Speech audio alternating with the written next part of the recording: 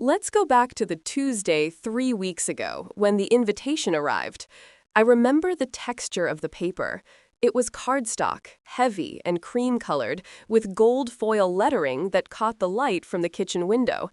I was standing over the sink, peeling a tangerine, the citrus spray misting into the air, stinging a small paper cut on my thumb. The mail was sitting on the counter where Mark had dumped it, bills, flyers for gutter cleaning, and this envelope. It was addressed to the future mother, not Nina, not Mark and Nina, just the future mother, in Eleanor's cramped, spidery cursive. I wiped my hands on a dish towel, the rough cotton scraping my skin, and slid my finger under the flap. Inside, the invitation didn't ask, it announced. A celebration of the Barton lineage, it read. Not Nina's baby shower, not welcome baby. A celebration of the lineage, as if I were merely the vessel, the incubator for the Barton DNA, a temporary housing unit for the real guest of honor. I scanned the details, my stomach dropping with that specific kind of nausea that has nothing to do with pregnancy and everything to do with dread. The date. It was the one weekend I had told Eleanor, explicitly, verbally, and via text message, that I was unavailable. It was the weekend of my best friend Sarah's wedding in upstate New York. I was supposed to be the matron of honor, waddling down the aisle in a specially altered chiffon dress. Eleanor knew this. We had discussed it over a tense dinner where she criticized my choice of prenatal vitamins. I stared at the date, the gold numbers mocking me. Then I looked at the location, the country club, her club, a place where you couldn't wear denim, where voices were kept to a murmur, and where I always felt like a stain on the pristine white tablecloths. And then, the kicker. The RSVP card wasn't directed to me or my mother. It was directed to Eleanor. She was the host. She was the planner. She was the gatekeeper. I called her immediately. My fingers trembled as I dialed, tapping the contact photo I had of her, a picture where she was looking away from the camera, disapproving of something in the distance. It rang 4 times. She always let it ring 4 times, a power play to make you wait. "Eleanor speaking," she answered, her voice crisp, devoid of warmth. "Eleanor, it's Nina," I said, leaning against the granite countertop, the cold stone seeping through my sweater. "I just got the invitation for the shower." "Oh, good, it arrived," she said, breezy, dismissive. "I was worried the post would be slow. The foiling took an extra day." "Eleanor, the date," I pressed, trying to keep my voice level, trying to be the bigger person, the respectful daughter-in-law. "It's the 14th. I told you, that's Sarah's wedding. I can't be there." There was a pause on the line, a silence that wasn't empty, but filled with calculation. I could hear her sipping something. Tea, likely, or perhaps a dry sherry.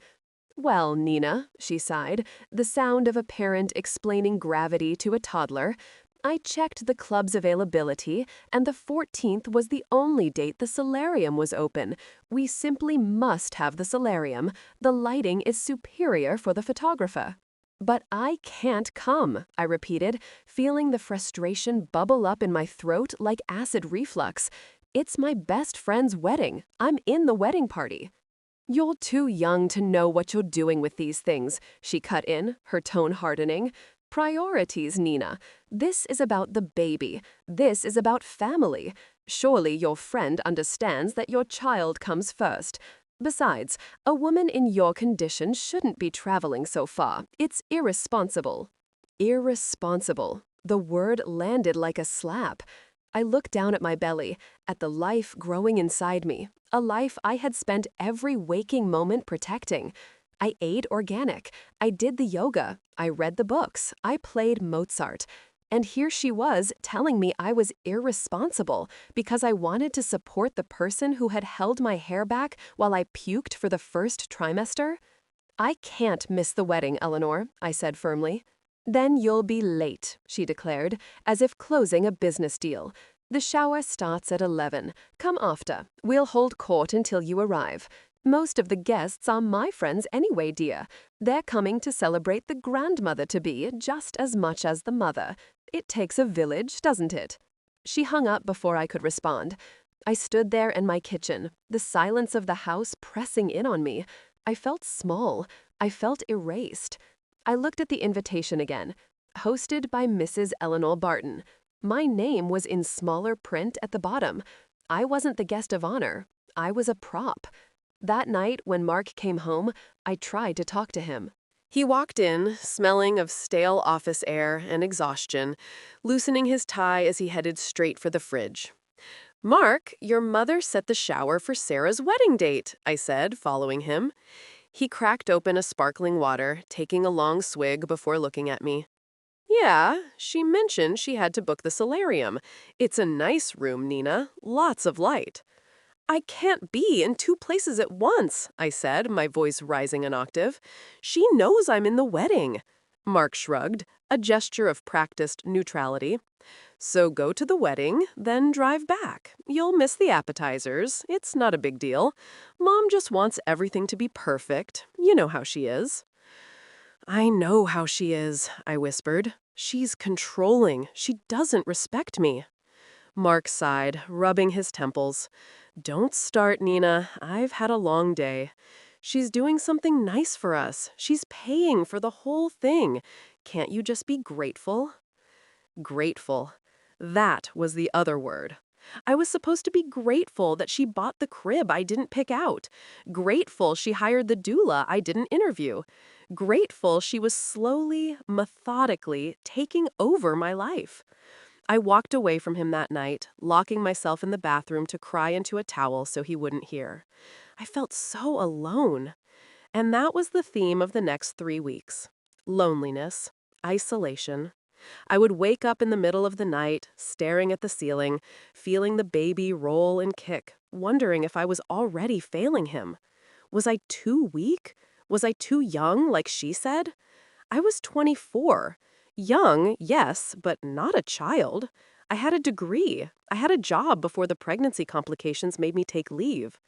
But in Eleanor's eyes, I was just a womb with a questionable background. The days leading up to the shower were a blur of passive-aggressive text messages. Eleanor demanded a list of my friends to invite, and when I sent it, 15 names of women I loved, women who knew me, she texted back, "We're at capacity with the club's limit. I had to trim your list. I'm sure your little friends from college wouldn't enjoy the country club atmosphere anyway. It's a bit elevated." She cut them all. Every single one. Even Sarah. She replaced them with Mrs. Halloway, who smelled like mothballs and judged my shoes, with the mayor's wife, who I had met once, with her bridge club. It wasn't a baby shower for me. It was a coronation for her. And then, 3 days ago, the universe handed me a match. I was looking for an old iPad we used to keep in the guest room, wanting to download some audiobooks for the drive to the wedding. I found it buried in a drawer in Mark's home office under a stack of files. It was dead, so I plugged it in. When it booted up, it didn't ask for a passcode. It must have been reset, or so I thought. But it wasn't reset. It was synced to Mark's cloud, and it was open to his messages. I shouldn't have looked, I know that, but the preview on the screen caught my eye. A message from Mom dated 6 months ago, right around the time we got engaged, right after I found out I was pregnant. "You know what you have to do," the message read. I sat down on the floor, the carpet rough against my bare legs. I scrolled up, and then I found the video file. It was sent from Mark to his best friend, Dave. It was a video of Mark, clearly drunk, sitting in his car. I pressed play. I watched my husband, the father of my child, look into the camera lens with glassy eyes and say the words that would kill the version of me that existed before that moment. I don't know, man. I mean, she's pregnant. Mom went nuclear. She said if I don't marry her, if I don't make this legitimate, she's cutting me out. The trust, the house, everything. She said if I divorce her after the baby comes, that's fine. I get the inheritance as long as the kid carries the name, and I do the right thing for now. So, I guess I'm getting married. I watched it 3 times. I didn't cry. I think I went into shock. The man I loved, the man I thought loved me despite his mother, he was just waiting out the clock. I was a transaction, a condition of a will. I saved the video. I emailed it to myself, I put it on a USB drive, and then I put the iPad back. I walked around the house like a ghost for the next 2 days.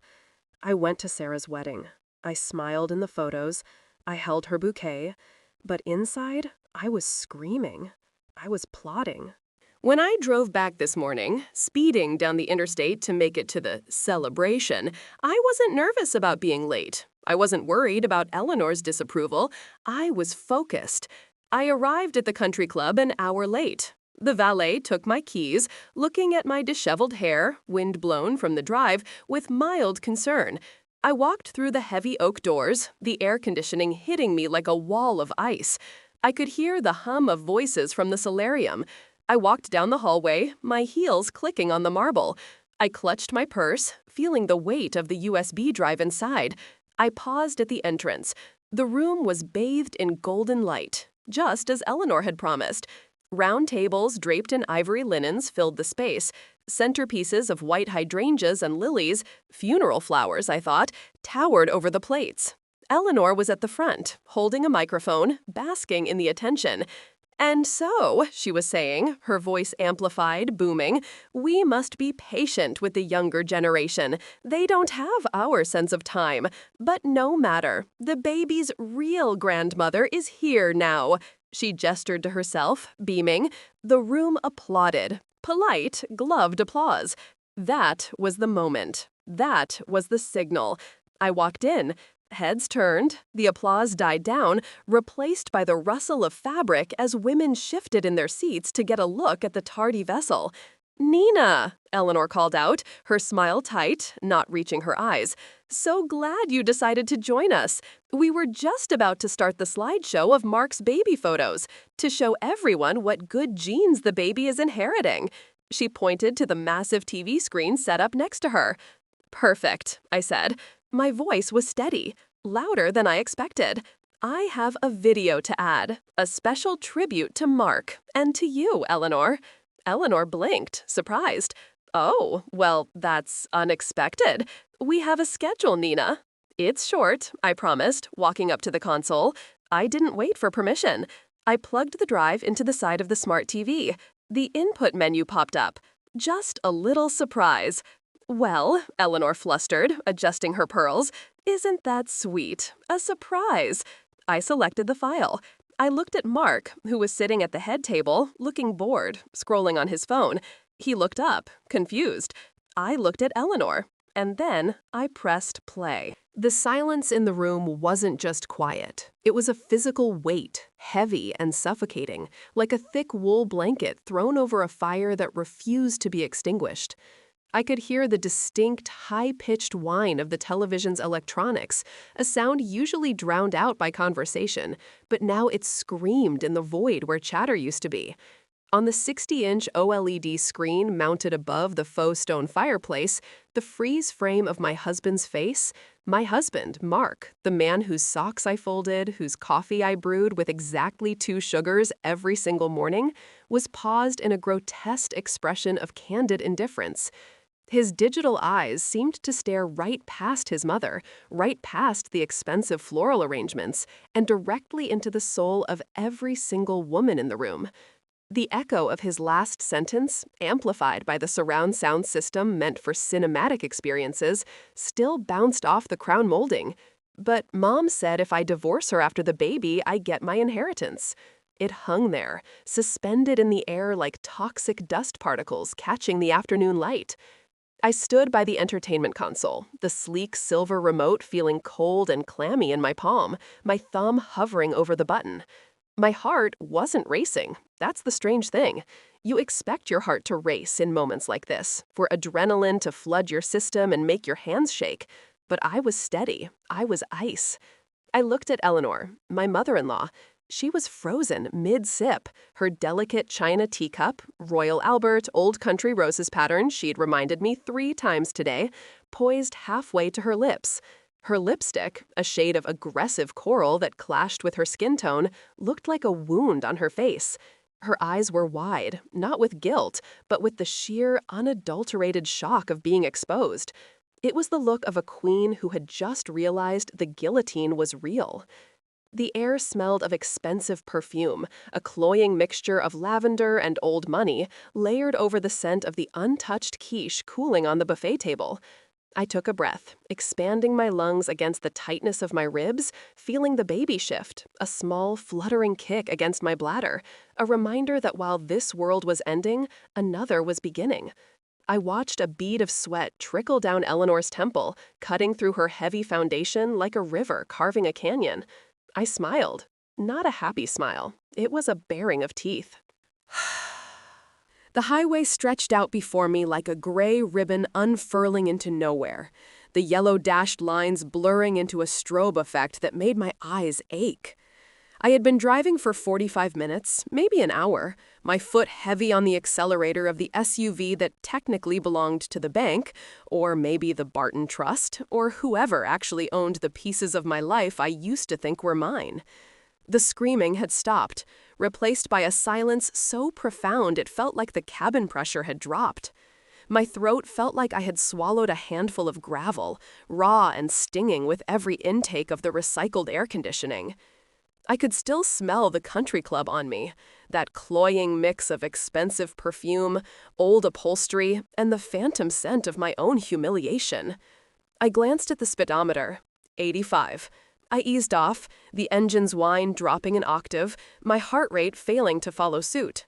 It was thumping a frantic, irregular rhythm against my ribs, a bird trapped in a cage too small for its wingspan. I looked down at my hands, gripping the leather wheel. My knuckles were white, the skin pulled so tight it looked translucent. I was shaking, not a little tremble, but a violent whole-body shudder that started in my core and radiated out to my fingertips. It was the adrenaline crash, the chemical fallout of burning your world to the ground in front of an audience of 50 socialites. I needed to pull over. I needed to pee. I needed to not be moving at 80 miles an hour in a 2-ton metal box while sobbing dry, heaving sobs that offered no relief. I saw a sign for a rest stop, a generic blue square with symbols for gas and food that looked like hieroglyphics from a civilization I was no longer part of. I took the exit, the tires crunching over gravel as I swerved a little too sharply into the parking lot of a dilapidated gas station that looked like it hadn't seen a fresh coat of paint since the 90s. I threw the car into park and just sat there. The engine ticked as it cooled. The sun was beginning to dip low, casting long orange shadows that stretched across the cracked pavement like grasping fingers. I leaned my head back against the headrest and closed my eyes. And immediately, the image of Mark's face played on the back of my eyelids.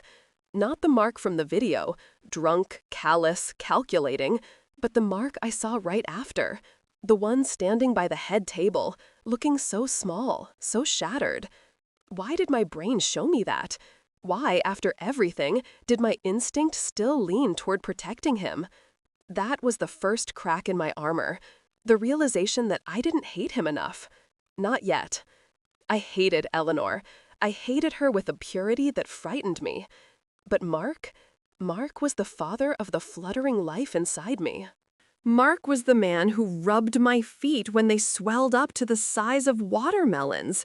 Mark was the man who lied, who brokered me, who sold our future for a payout. I opened my eyes, the reality crashing back in. I needed supplies. I couldn't go home. Home was a battlefield now. Eleanor would be there, or she would have sent her minions. Mark would be there, pacing, rehearsing his spin. I couldn't face them, not tonight. I grabbed my purse from the passenger seat. It was a sleek, beige designer bag Eleanor had given me for Christmas, another subtle way of molding me into her image. I hated the thing. It was too small, too stiff, and the clasp always stuck. I wrestled it open, digging for my wallet. I needed water, I needed a snack, I needed to figure out where I was going to sleep. I stepped out of the car, my legs feeling like jelly. The air outside was humid and smelled of gasoline and damp earth. I waddled. Yes, waddled. I was 32 weeks pregnant, and graceful was no longer in my vocabulary, toward the convenience store. The fluorescent lights inside buzzed with a low, menacing hum. I grabbed a bottle of water, a bag of pretzels, because the salt craving was suddenly intense enough to make my jaw ache, and a travel-sized pack of tissues. I walked to the counter, placing the items down. The clerk, a teenager with acne scars and a bored expression, didn't even look up from his phone as he scanned them. $11.50, he mumbled. I pulled out my credit card, the joint one, the Platinum Amex that Mark insisted we use for everything, to build points. I swiped it. Beep. Read error, the kid said, wiping the strip on his shirt before handing it back. Try again. I felt a cold prickle of dread at the base of my neck. I swiped again, slower this time. Beep. Declined, he said. That's impossible, I said, my voice sounding thin and reedy in the quiet store. There's plenty of limit on that. Try it one more time. He sighed, a heavy, dramatic exhale of teenage annoyance, and tapped the keys. I inserted the chip this time. Transaction declined. Contact issuer. The words on the tiny screen mocked me. Eleanor? It had to be. It had been, what, less than an hour? And she had already frozen the accounts. She knew the card numbers. She was probably the primary account holder on the trust that backed them. I stood there, staring at the little plastic rectangle that was supposed to be my lifeline, realizing it was just a piece of useless plastic. I felt the blood drain from my face. I was stranded. I was pregnant. I had no money. Do you have cash? The kid asked, finally looking at me. He saw the distress in my eyes, the swollen belly, the smudged mascara. His expression softened by a fraction. Or another card. I dug through my wallet with trembling fingers. My personal debit card. The one from my old bank account. The one I stopped using when Mark said it was easier to combine finances. I hadn't put money in there in months. There might be $20. Maybe $50 if I was lucky. I handed it to him, praying to a God I hadn't spoken to in years. Approved. I almost collapsed with relief. I grabbed the bag and walked out, my knees knocking together. I got back in the car and locked the doors, the thunk of the locks engaging offering a tiny, pathetic sense of security. I checked my balance on my banking app, $42.12. That was my net worth. That was the sum total of my independence. I stared at the number, feeling the tears well up again. How was I this stupid? How did I let this happen? I was an educated woman. I had a career before the complications. I was smart. And yet, I had walked right into the trap of financial dependency because it was romantic, because it was what families do. I was a cliché, a cautionary tale. I couldn't afford a hotel, not a real one. I checked the GPS for motels nearby. There was one 3 miles down the road, the Starlight Inn. 2 stars, cheap. I drove there, the pretzel bag crinkling on the seat beside me like a noisy passenger. The motel was a U-shaped building with peeling pink paint and a neon sign that flickered ominously. The parking lot had 3 cars in it, all of them looking like they might not start again. I went to the front desk, a small room that smelled of stale cigarettes and bleach. The man behind the glass took $35 cash from me, almost everything I had left, for a room for the night. He gave me a physical key attached to a giant plastic diamond. Room 104. It was on the ground floor. I let myself in, flipping the switch. The light was yellow and dim. The carpet was a pattern of brown swirls that seemed designed to hide stains. The bedspread was a polyester nightmare in floral print. I sat on the edge of the bed, the springs groaning under my weight. I didn't take off my shoes. I didn't take off my coat. I just sat there, clutching my phone. And here is where I made the mistake, the big one, the one that proves that intelligence has nothing to do with emotional survival. I should have turned the phone off. I should have thrown it in the toilet. I should have called Sarah, even if she was on her honeymoon, and left a message. But I didn't. I unlocked the screen. 47 missed calls, 30 from Mark, 10 from Eleanor, 7 from numbers I didn't recognize, Probably Mark's friends, or maybe other relatives, calling to tell me what a monster I was. And the texts, a wall of blue bubbles. Mark, Nina, please answer. It's not what you think. That video was from months ago, before we got close, before I knew you. Mom is threatening to sue. Please just come home so we can fix this. I love you. Please. I stared at the words, I love you. They looked like foreign characters. Did he love me? Or did he love the inheritance? Or did he love the idea of me? My thumb hovered over the screen. My brain was screaming, no. My brain was screaming, block him. But my heart, my stupid, battered, pregnant heart, was desperate for a lifeline. I felt so alone in that motel room. The silence was eating me alive. I needed to hear a voice that knew me, even if it was the voice of the man who broke me. I pressed call. He answered on the first ring. Nina, oh my God, Nina, where are you? Are you okay? His voice was frantic, breathless. He sounded like he had been running. I started, but my voice cracked. I cleared my throat, trying to summon the Ice Queen who had stood in the solarium an hour ago. She was gone. I was just Nina now. I'm safe. Tell me where you are. I'll come get you. We can talk, just us. No mom, no cameras, just us. He sounded sincere. That was the terrifying part. He sounded like the Mark who held my hair back when I had morning sickness. He sounded like my husband. You lied, I whispered, the tears finally spilling over, hot and fast. You married me for money. You told Dave. You said it was a transaction. I was drunk. He pleaded. I was scared, Nina.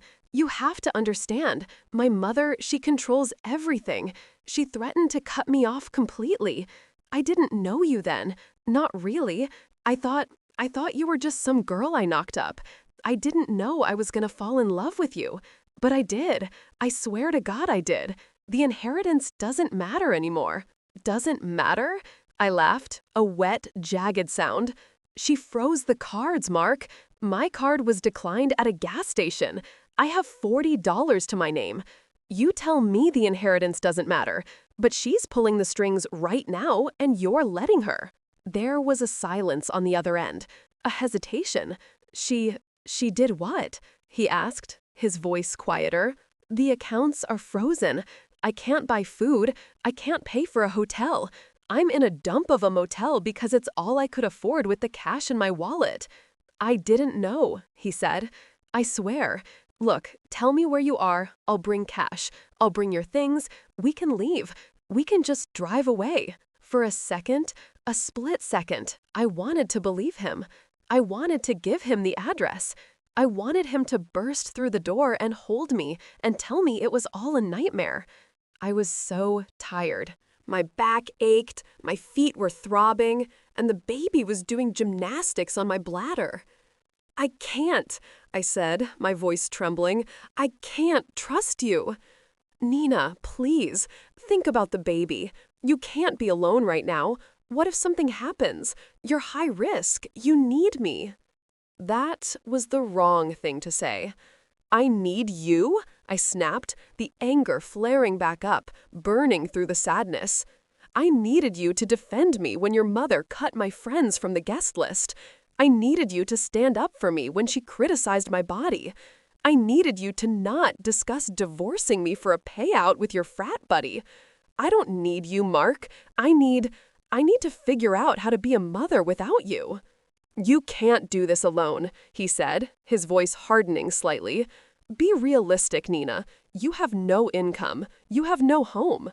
That house is in the trust's name. The car is leased by the company. If you don't come back, if you keep fighting this, Mom will destroy you. She'll go for custody. She's already on the phone with the lawyers. She's saying you're unstable, that you had a mental break at the party. The room spun, just a little. The edges of my vision went gray. She's what? I whispered. She's saying you're unfit, Mark said, his voice dropping to a whisper. She recorded your outburst, the screaming in the car park. She has witnesses, Nina. All those women. They saw you lose control. If you come home, I can talk her down. I can say it was hormones. We can smooth this over. But if you stay out there, she'll take the baby. You know she will. She has the money to bury us in court for years. I felt the phone slip in my hand. My sweat made it slick. He wasn't saving me. He was negotiating. He was leveraging my fear for his own comfort. He wanted me back in the box so he could get his payout and I could play the role of the grateful wife. He was using his mother's cruelty as a weapon to herd me back into the pen. "You're threatening me?" I asked, disbelief coloring my tone. "I'm trying to protect you," he shouted. "I'm telling you the reality. Come home, Nina. Stop being dramatic and come home." Stop being dramatic. That was it, the phrase that snapped the last thread of hope. It was the same thing he said when I cried about the nursery colors. The same thing he said when I worried about the prenatal test results. I hung up. I didn't say goodbye. I just pressed the red button. I threw the phone onto the other bed. It bounced once and landed face down. I sat there, breathing hard, the silence of the room rushing back in, heavy and suffocating. Unfit. Unstable. A mental break. I looked around the dingy room, the peeling wallpaper, the water stain on the ceiling that looked like a map of a country that didn't exist. Was this stability? Was this what a good mother did? Ran away to a motel with $40 and a bag of pretzels? Maybe they were right. Maybe I was crazy. The doubt crept in, insidious and cold, like a draft under the door. What if I couldn't do this? What if I was just a girl who got knocked up and was now ruining her child's life before it even started? I curled up on the bed, pulling my knees to my chest as much as the bump allowed. The fabric of the bedspread scratched my cheek. I felt small. I felt stupid. I had played my trump card. I had dropped the bomb, but I hadn't checked the blast radius. I was in the blast radius. I closed my eyes and tried to breathe, but the air felt thin.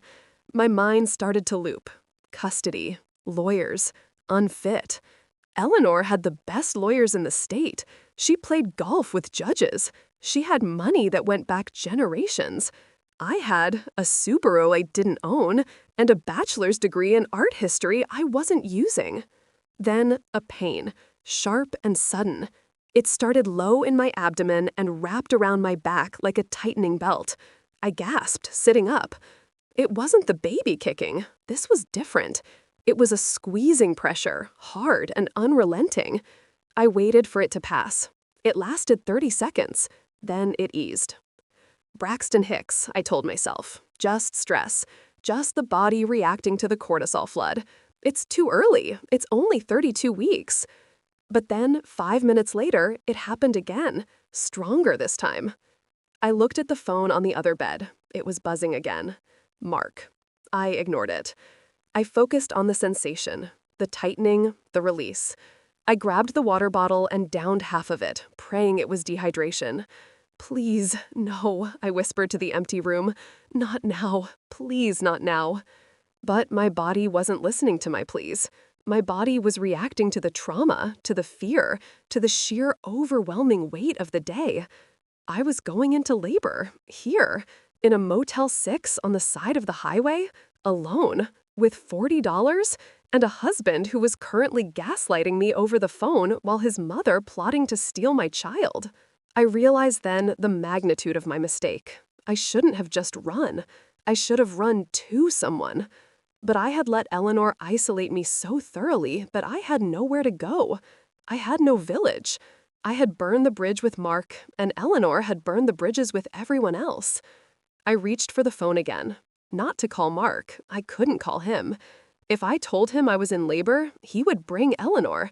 They would take over. I would wake up in a hospital room with her standing over me, smiling that coral lipstick smile, holding my baby.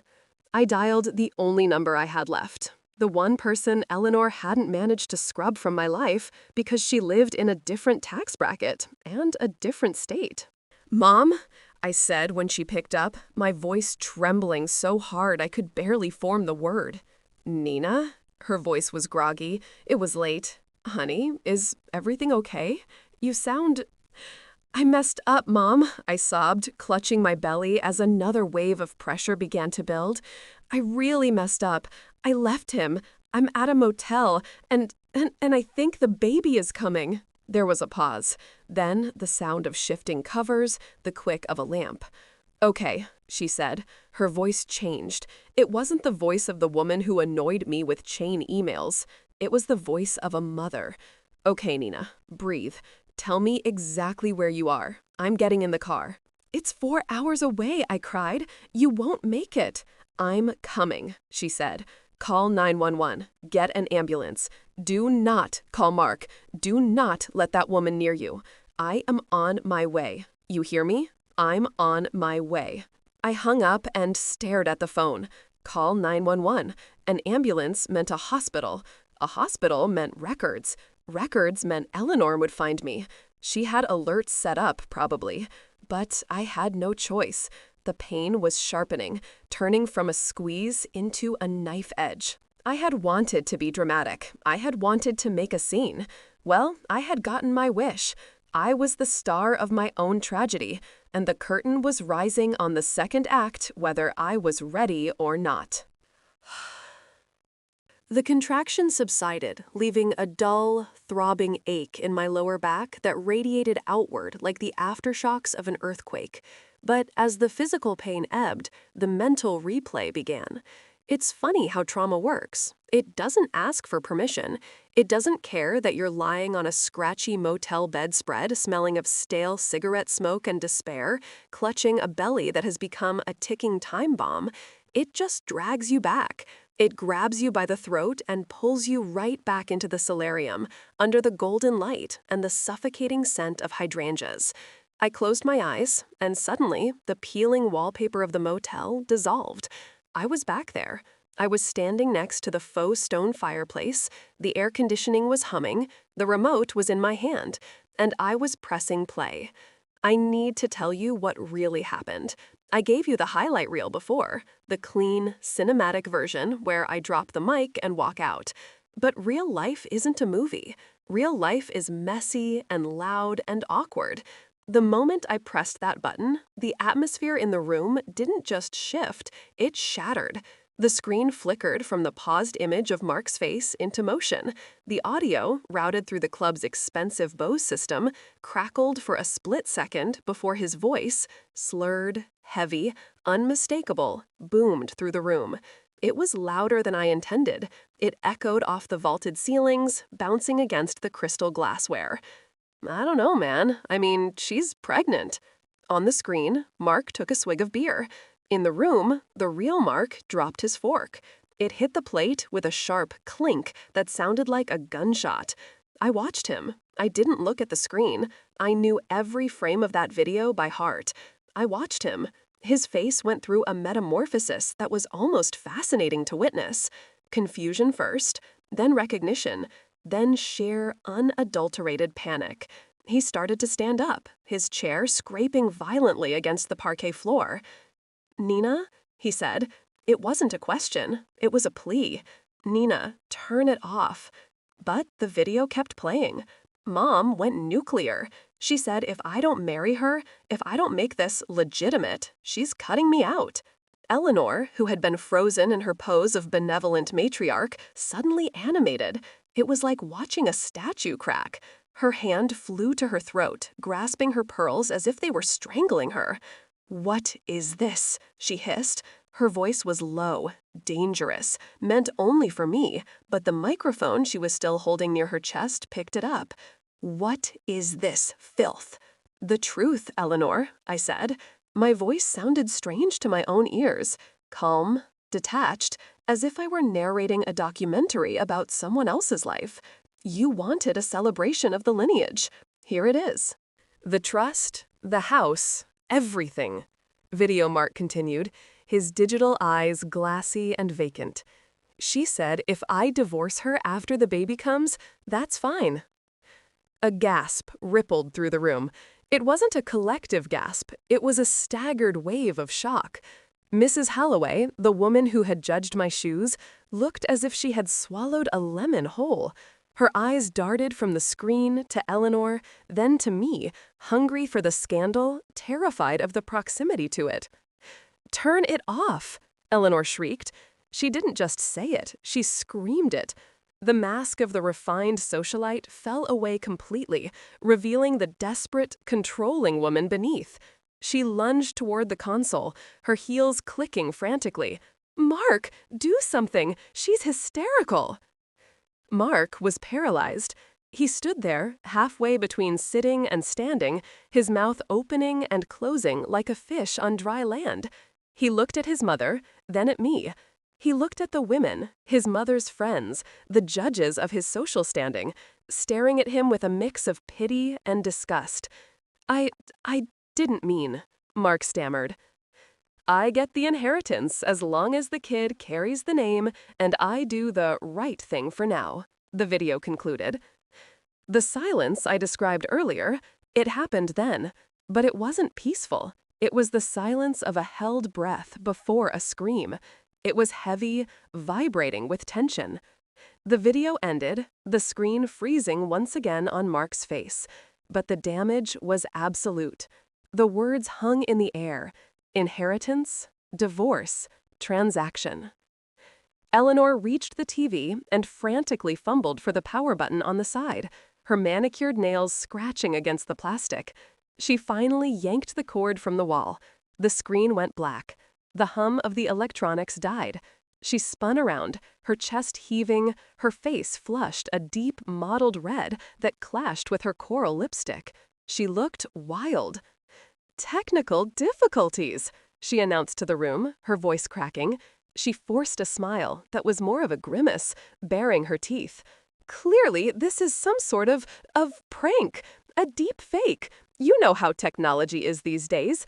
Nina is very good with computers." She pointed a trembling finger at me. "You," she spat. "How dare you? How dare you bring this fabrication into my club on this day?" I didn't step back. For the first time in my relationship with her, I didn't feel the urge to shrink. I felt expansive. I felt like I took up the whole room. "Fabrication?" I asked, stepping closer to the head table. I looked at Mark. "Is it a fabrication, Mark? Did I use CGI to put those words in your mouth? Or did you say them to Dave in the parking lot of the Rusty Anchor 3 days after we got engaged?" Mark looked down at his shoes. He couldn't meet my eyes. That was my answer. That was everyone's answer. "He was drunk," Eleanor interjected, moving to stand in front of her son, shielding him like he was a toddler and not a 30-year-old man. "He was under stress. You trapped him, Nina. You trapped him with this pregnancy. We all know it. You're from a broken home. You saw a golden ticket and you grabbed it." The room went deadly quiet again. The insult was so naked, so cruel, that even her sycophants looked uncomfortable. "A golden ticket," I repeated, letting the words roll around in my mouth. They tasted bitter. "You think this is a prize? You think being micromanaged by you, being lied to by him, being treated like a broodmare is a prize?" I looked at the guests. I saw the mayor's wife. I saw the bridge club. I saw the women who had ignored me for 3 hours. "She cut my friends from the list," I told them.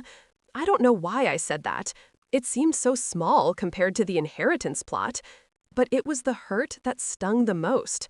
She told me I was too young to know what I was doing, so she invited strangers instead of the people who love me. Because this isn't about the baby. It's about her. It's always been about her. "Stop it!" Eleanor screamed, slamming her hand on the table. A wine glass tipped over, spilling red liquid across the pristine ivory tablecloth. It looked like blood spreading on snow. "You are ruining everything. You are unstable. Look at you. You're making a scene." "I'm making a scene?" I laughed. It was a hysterical, jagged sound that bubbled up from my chest. "You planned a divorce before the wedding cake was even cut? You bribed your son to marry me, and I'm the one making a scene?" Mark finally spoke. "Mom, stop," he whispered. "Shut up, Mark!" Eleanor and I shouted in unison. I looked at him, really looked at him. He was pathetic. A man made of straw. He had sold me out for money, and now he couldn't even stand up to his mother to defend the lie? "I'm done," I said. The adrenaline was starting to make my hands shake. I could feel the baby kicking wildly, reacting to the cortisol flooding my system. I'm not an incubator, I'm not a placeholder, and I am certainly not a Barton. I turned to leave. That's when Eleanor made her mistake. She came around the table and grabbed my arm. Her grip was surprisingly strong, her nails digging into my flesh through the fabric of my dress. "You aren't going anywhere," she hissed, her face inches from mine. I could smell the stale coffee on her breath. "You are carrying my grandson. You will sit down, you will finish this party, and we will discuss this at home like civilized people." The touch snapped something in me. It was a violation. "Don't touch me," I said, my voice dropping to a growl. I ripped my arm away from her grasp with enough force that she stumbled back, catching herself on the edge of the buffet table. A tray of mini quiches wobbled and crashed to the floor. "You have no rights here," I told her, my voice rising, filling the silence of the solarium. "He is my son, not your heir, not your legacy, mine.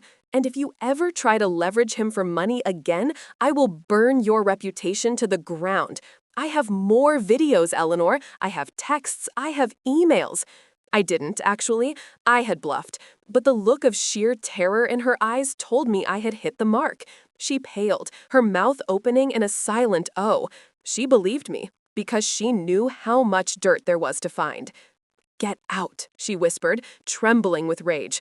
"Get out of my club." "Gladly," I said. I walked down the center aisle of the room. It felt like walking the gauntlet. I could feel the eyes of 50 women on me. Some looked horrified, some looked gleeful at the drama. But one woman, an older lady in the back, someone I didn't know, caught my eye. She gave me a tiny, almost imperceptible nod, a salute. I reached the heavy oak doors. My heart was hammering so hard I thought it might bruise my ribs. I paused, my hand on the brass handle. I looked back one last time. Mark had sunk into his chair, his head in his hands. Eleanor was standing amidst the spilled wine and broken quiches, barking orders at a waiter to clean it up, trying desperately to regain control of a room she had lost forever. I pushed the doors open and walked into the cool, quiet hallway. And that brings us back to the motel room, back to the pain. The memory faded, dissolving into the gray ceiling above me. I let out a breath I felt like I had been holding for hours. My arm still throbbed where she had grabbed me. I rubbed the spot, feeling the ghost of her fingernails. I had won the battle. I had humiliated them. I had exposed the truth. But as another contraction seized my abdomen, tighter and harder than the last, twisting my insides into a knot of agony, I realized that winning the battle might have cost me the war. I was alone, I was in labor, and the silence of the motel room was far more terrifying than the silence of the solarium. I looked at the phone. My mom said she was coming. 4 hours. I didn't have 4 hours. I reached for the phone again, my fingers clumsy. I dialed 911. "911, what is your emergency?" the dispatcher asked. Her voice was calm, efficient, a stark contrast to the chaos in my head. I gasped as the pain peaked, stealing my breath. I'm pregnant, 32 weeks. I think I'm in labor. I'm at the Starlight Inn, room 104. "Okay, honey, is there anyone with you?" "No," I sobbed, the word tearing out of my throat. "No one, just me." "Help is on the way," she promised.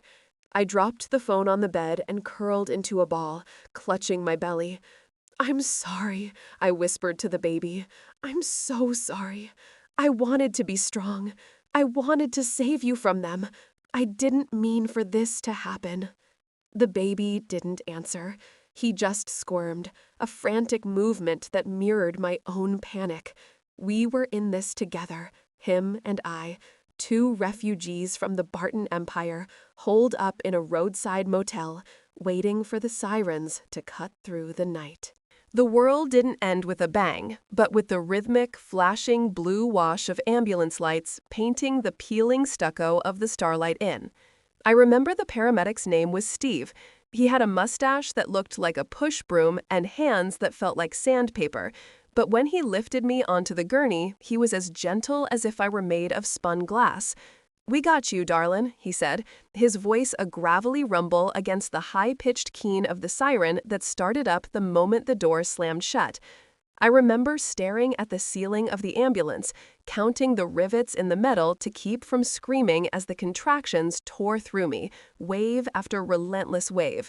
The suspension of the vehicle was terrible. Every pothole on the highway felt like a personal assault. I was terrified. Not the kind of fear you get from a scary movie, but a primal, bone-deep terror that whispers to you that you might not survive, that the tiny life inside you might slip away before you ever get to see his face. I kept apologizing. "I'm sorry, I'm sorry, I'm sorry," I chanted, though I wasn't sure who I was talking to, Steve, the baby, or the God I had ignored for years. I felt like a failure. I had run away to save us, and instead I had driven us straight into the danger zone. The guilt was heavier than the pain. The hospital was a blur of fluorescent lights and urgent voices. 32 weeks, someone shouted. Maternal distress, high BP, get the NICU team on standby. They cut my clothes off. That expensive maternity dress Eleanor had forced me to wear, the one with the lace collar I hated, was snipped away with trauma shears and tossed into a biohazard bin. Good riddance. I was naked, vulnerable, shivering under a thin sheet, surrounded by strangers in masks. "Where is the father?" a nurse asked, holding a clipboard over my face. Her eyes were kind but busy. "Is he on his way?" I choked on a sob. "No," I gasped. He's not coming. Just me. It's just me." The pity in her eyes was the worst part. It stung more than the IV needle they jammed into the back of my hand. She wrote something down. Single mother, social work consult. And then the world tilted as they wheeled me into the operating room. The baby was in distress. His heart rate was dropping. They couldn't wait. I remember the cold.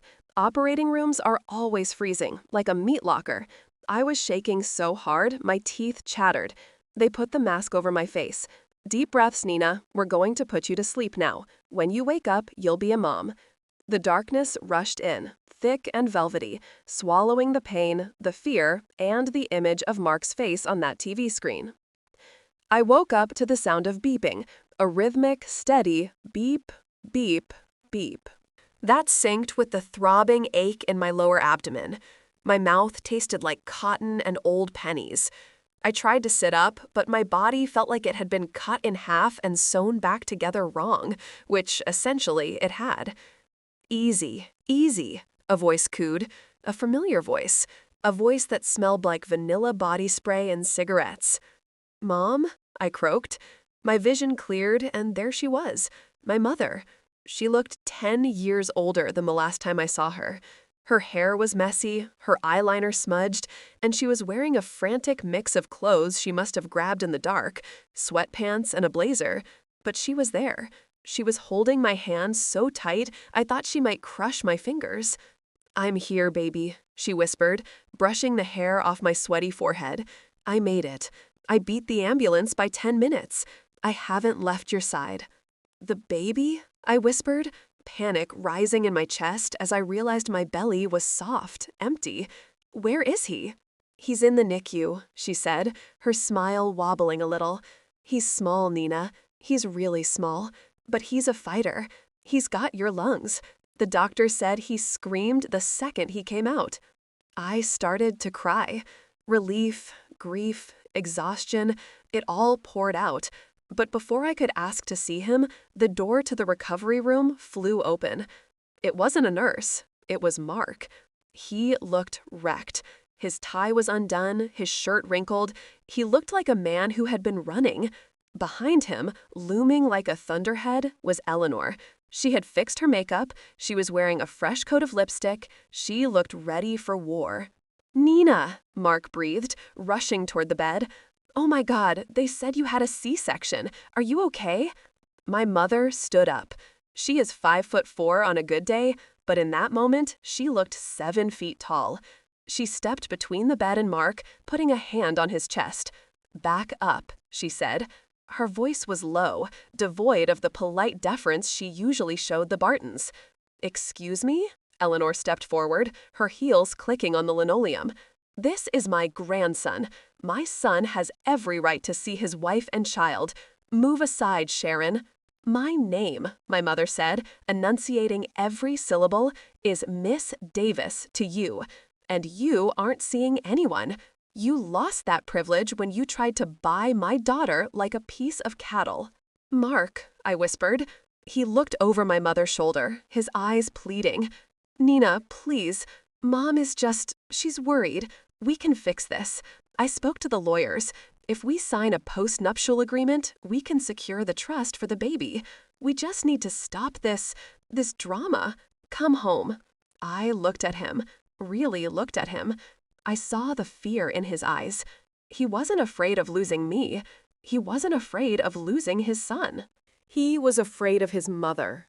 He was a 30-year-old boy terrified of losing his allowance. And in that moment, the last thread of love I had for him, the thread I had been clinging to in the motel room, snapped. It didn't hurt. It just withered and died. "I'm not coming home," I said. My voice was weak, raspy, but it filled the room. "And you aren't the father. Not really. You're just the donor." "Don't be ridiculous," Eleanor scoffed, opening her purse. I saw the flash of papers inside. "We have rights. Grandparents' rights, father's rights. You have no job, Nina. You have no home. You are mentally unstable. We have witnesses to your breakdown at the club. Do you really think a judge is going to give you custody of a premature infant? We can take him, and we will if you force our hand." My mother lunged, but I stopped her with a touch. "Go ahead," I said to Eleanor. I felt a strange calm wash over me, the same calm I felt when I held the remote. "Take me to court. Sue me. Do it. Because the second you file a single motion, I release the rest of the video." Eleanor froze. "The rest?" "The part where Mark discusses the tax fraud," I lied. "The part where he talks about how you hide assets in the Cayman Islands to avoid estate taxes. The part where he mentions your arrangement with the zoning commissioner." There was no such part. The video ended after the inheritance comment. But Eleanor didn't know that.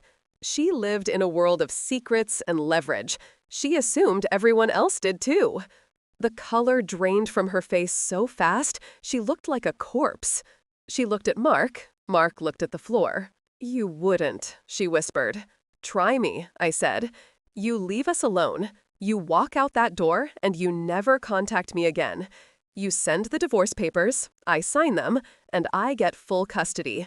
No alimony, no child support from your dirty money, just freedom. Or I send the video to the IRS and TMZ." The silence that followed was different from the one in the solarium. It was the silence of surrender. Eleanor Barton, the woman who moved mountains with a checkbook, had been checkmated by a bluff. She stared at me for a long time, her eyes searching for a crack in my resolve.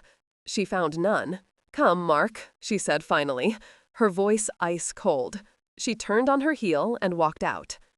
Mark lingered for a second.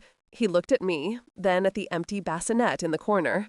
He opened his mouth to say something, maybe "I love you," maybe "I'm sorry," but he closed it. He turned and followed his mother. He chose the inheritance. He walked out of the room and out of our lives forever. The next 3 weeks were the hardest of my life. I didn't go home to the mansion. I went to the NICU. I lived in that chair next to the incubator. I watched my son Leo. I named him Leo because he had to be brave, fight for every breath. He was so small he could fit in the palm of my hand. He was covered in wires and tubes, but he was mine. There was no celebration of the lineage. There were no silver spoons. There was just me, my mom, and the beep of the monitor. I signed the papers a week later. They came by courier. I didn't read them. I just signed. I walked away with nothing. no settlement, no house, just my Subaru and my clothes. My friends, the ones Eleanor had banned, came back. They rallied. Sarah cut her honeymoon short to bring me casseroles and sit with me in the hospital. We found a small apartment on the other side of town. It's a walk-up, 3rd floor, no elevator. The paint is peeling in the hallway and the radiator clanks like a dying engine. But let me tell you about my life now, 6 months later. It's 3 a.m. I'm sitting on a second-hand IKEA sofa that has a mystery stain on the cushion. The apartment smells like spit up and lavender laundry detergent. Leo is asleep on my chest. He's heavy now. He's gained weight, his cheeks are chubby, and he smells like warm milk. The only light comes from the street lamp outside the window, casting long shadows across the room. I am exhausted. My back aches. I have bags under my eyes that no amount of concealer can hide. I worry about rent every single month. I clip coupons. I work freelance from the kitchen table while Leo naps. I am tired in a way I didn't know a human could be tired. But I am free. I look at the TV in the corner, a small, cheap one I bought at a pawn shop. Sometimes, late at night, I think about that 60-inch screen in the solarium. I think about the crystal glasses and the ivory linens. I think about the life I could have had. The nannies, the private schools, the ease of never looking at a price tag. And then I look down at Leo. He sighs in his sleep, a little puff of air escaping his perfect rosebud lips. He doesn't have a trust fund, he won't inherit an empire, but he will never, ever be a transaction. He will never have to wonder if he is loved for who he is or what he represents. He will know with every fiber of his being that his mother chose him. I chose him over millions. I chose him over comfort. I chose him over the illusion of a perfect life.